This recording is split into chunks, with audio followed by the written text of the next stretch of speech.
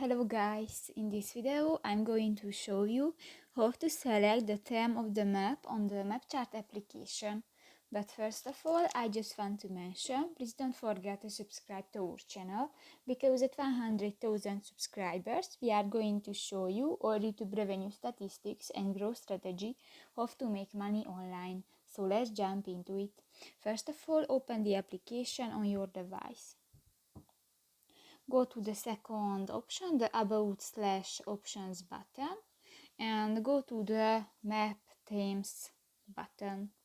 And here you can select another map themes, for example, dark, aqua, royal, modern, matrix, color. Oh, that's premium. And just you can select and just tap on it and done. So that's pretty much it for this video, guys. See you in the next one. Bye bye.